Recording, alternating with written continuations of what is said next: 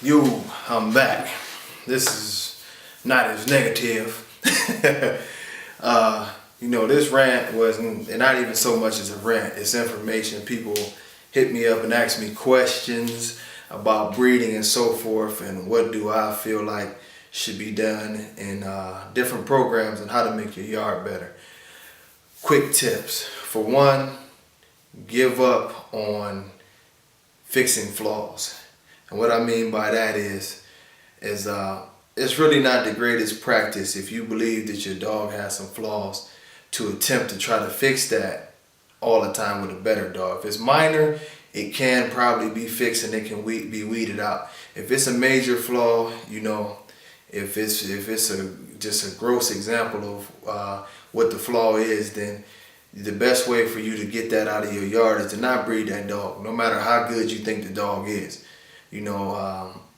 In creating different breeds throughout the years, some great breeders have managed to make dogs consistent by not bending the rules and going straight forward in their approach as far as how to make this dog. You can talk about the Doberman, which is always my favorite, and some of y'all have heard me talk about that, where you have Great Dane, you have Rottweiler, you have Greyhound, and actually another breed. But throughout the years, of course, you saw some of these other dogs' characteristics come out of that dog. But what the breeders managed to do was they picked a look, and once they got that look, no matter how much they might have liked another dog's features or whatever, they stuck to that look. And they kept on eliminating those dogs. And by doing that, they came up with the specific look that you see today, where Dobermans all look like they're clones of each other, at least the good examples of it. And if you have an idea in your yard of what you want your dog to be, you need to be specific and really patient on finding that one dog that fits your program. Even it might take you skipping a heat, it might take you skipping 2 heats, it might take you looking all over the country. But once you find a dog that really fits into what you're trying to do, then you look at his background and you see how clean his history is. And I would recommend at least going back 2 generations to make sure that the flaws that you don't want in your program are not behind that dog also. So it does take research.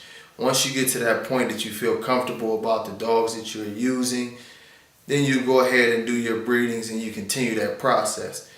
It does take some responsible research and a commitment to excellence in your own yard to produce what you're looking for. We all have different visions. Some people like things that are not that great. Some people don't care about flaws. But if you want a good, clean, well-structured dog that fits the standard and gives you the best chance of winning in the show ring and winning over time as having a good, consistent yard, then you have to do the research and you have to totally eliminate these dogs that are monstrosities. You don't breed to your dog just to get the headpiece of another dog. That's stupid. Because with that headpiece, you come with all the other issues that come with that dog.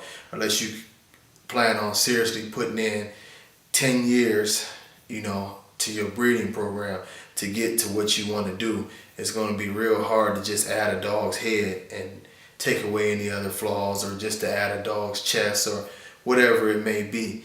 And no matter how much you love this dog or that dog, if it has an issue that you really don't like, and you do your research and you see it keeps coming out, then the answer is very clear as to what you should do, and that's to walk away from that dog. That includes dogs that you've produced also.